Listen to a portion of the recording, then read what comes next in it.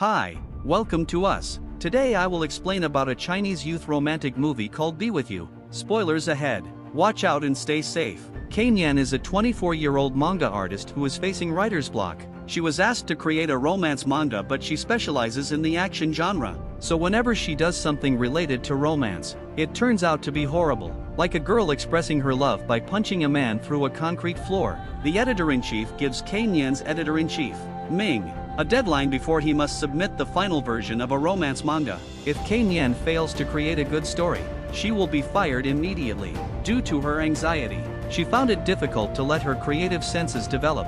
Ming sighed and explained that readers will feel their hearts beat faster when reading the romantic story. Kane Yan naively associated a rapid heartbeat with heart failure because she had never felt that way. Ming gives her a series of romance comics and lets her brainstorm ideas before asking her to bring them in by 5 p.m. the next day. In the next scene, Kane Yan is sitting on a park bench outside, drawing a heart just like Ming asked him to do. While she was there, a cute dog walked up to her and looked at her beef jerky. His interlocutor says his name is K Bao, because their names were the same. Kane Yan felt it was his responsibility to return the dog safely to its owner. She gave him another piece of beef jerky and held his leash. To his great surprise, he seemed to know where his master was. He ran very fast as she tried to keep up and finally reached the bridge at the lake. The owner turned out to be a handsome young man named Yen Xin. He turned around suddenly as Kane Yan looked at him, finally realizing what the editor had meant by tachycardia. When Yen Xin asked for the leash, she foolishly squeezed his hand and embarrassed herself. She tried to hold on to her chain, but she didn't know where she was. Started a conversation, but the man's response was brief and dismissive. He offered to buy snacks for the dog to eat, but Kane Yan refused. Suddenly, the dog ran in one direction, causing Yenshin to trip and fall on top of Kane Yan. When the two were just inches apart, the dog jumped over them, forcing them to lock lips. This dog is the best winger of all time. Yenshin immediately jumped up, while Kane Yan remained on the ground, trying to figure out what just happened. She stood up and bluntly asked for his phone number to contact him later. Yenshin was stunned by her openness, but before she could respond, Kane Yan received a call from the editor, informing her that she had made a mistake and had less than an hour left until the deadline. Kane Yan had no choice but to rush back to the office, but before leaving, she begged Yenshin to wait for her to return. Yenshin was confused but decided to wait out of curiosity. About half an hour later, he received a call from the architectural firm and had to go home. He wrote his number on a sticky note and stuck it on the bench for Kanayan before leaving, but as soon as he returned, the message was gone. Kanayan goes to the office and creates a 2-page comic book about his first meeting with Yenshin. The editor was impressed by humorous elements such as a surprise kiss and a cute dog. She encouraged Kanayan to write more about male characters because it would definitely be successful, but to write more about him, Kanayan will have to spend more time with him. She suddenly remembered she told him to wait and rushed towards the lake. It was already dark when she arrived. Although she expected that a handsome man like Yenshin would not be waiting for her, his absence always disappointed her. Yenshin, meanwhile, goes to his office. He is a hard-working architect and owns a famous business. His best friend and colleague Shin is waiting for him at the office. Shin is very close to Yenshin's family, especially his grandfather, who acts as a matchmaker whenever he gets the chance. The old man wanted Yenshin to get married as soon as possible, but the problem is that Yentam has never had a girlfriend. Shin reveals that he was sent to tell Yenshin about a blind date set up by his grandfather, but Yenshin refuses to go. In the evening, Kanayan went to eat at a restaurant with friends. One of them is a professor at a university, while the rest work in a company. As they talked, some girls dropped buckets of water onto Kanayan from the upper floor. The girls sheepishly went downstairs to apologize on behalf of their drunk friend. Kanayan's professor friend teaches at the same university the girls attend, so when girls talk about someone who broke their heart, she will immediately know who they are talking about. Turns out everyone loves a strict architecture professor. He goes to college to break hearts every day, even if he only teaches a month at a time. The guy turned out to be Yenshin. He is a university professor and CEO. His business, Kingwu, also revealed that he never remembers the name of a student or colleague. Instead, it calls them by their ID number. Kunyan doesn't know that his friend is talking about Yen Xin, so he thinks about how to find him. At her home, she blogs about everything she knows about him, including his height and the name of his dog, and asks viewers to let them know if they know someone like him. I'm calling.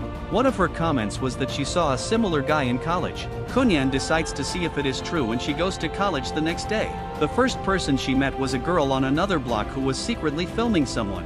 When she asked about the handsome man, she immediately understood who Kenyan was looking for. It turns out that the girl took photos of Yang Xin, and she sold them to his fangirls to earn money. She basically opened a merchandising store based on his popularity. The stalker was confused when Kunyan said he didn't want to take pictures. To avoid explanations, Kunyan simply says she is the man's girlfriend.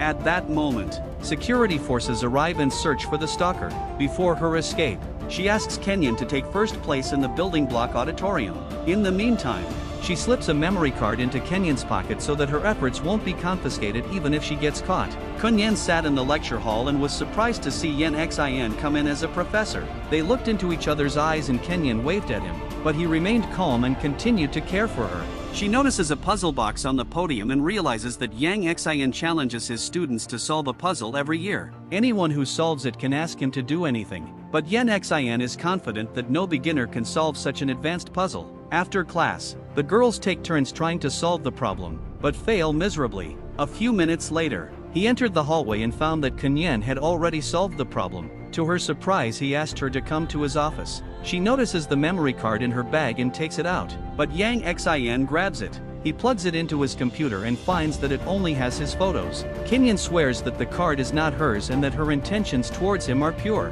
but that comment did not make Youngshin feel good. He takes the matter aside and asks her how she was able to solve the puzzle. It turns out that her father was also an architect and always had boxes like this lying around the house. She knows how they work because she played with them as a child. She also shares an ingenious solution that impresses Youngshin. As her reward, she asks to become his teaching assistant and become closer to him. Youngshin agrees, but she insists that if she doesn't remember her name by the end of this week in order to keep her job, she must resign. Kenyan believes the job should be easy, but little does she know that Youngshin doesn't even remember her best friend's name. To him it is just a waste of time, but Kenyan is determined to win this challenge. She then tells Min about her own progress and writes a few more pages of manga related to her recent conversation with Youngshin. Min encourages her to stay in the teaching assistant position because she loves creativity and being able to realize her ideas. On the first day of work, Kunyan walks behind her Youngshin and tells her the plans for the day. She tries to get him to say her own name, but he repeatedly calls her by her ID number. While they are talking on the stairs, the stalker girl clicks her photo. Yenqing notices her and approaches Kunyan to tease her and give her something to talk about. After some time, he catches the stalking girl in the act, but she turns out to be his cousin GQ. He grabs her camera and pockets her memory card and asks her to apologize to Kenyan for ruining her. GQ initially refuses, but he agrees, promising to return the camera if he does as he is told. In the next scene, Yang Xin enters the auditorium and finds Ming under the podium. She shows him a notebook with her own name written on it, which she translates to 7-year itch so he can imprint it in his head. Yang Xing quietly whispers that she still has itching even after 7 years of marriage, and kisses him on the lips. I was confused, but it was sexy. At that moment, Kenyan woke up and realized that it was just a dream. At the next lecture, she decides to make her dream come true and hides under the podium. However, unlike her dream, Yenqing asks her to come out immediately and sends her to his home. Yenqing does not lose hope and she continues to try to make him remember her own name. She even printed her own name on her t-shirt and changed her laptop's wallpaper to her own face. Still, he tells her neologisms, which irritates her girlfriend. One day, she learned that Yang Xing would not be coming to the university for a week due to urgent work at his company, but Yang Xing entrusted many tasks to her. Ms. Kunyan is completely unqualified for this job and she is in despair because she should not have gotten the qualification. Even if Yang Xin comes back a week later, he will still appear.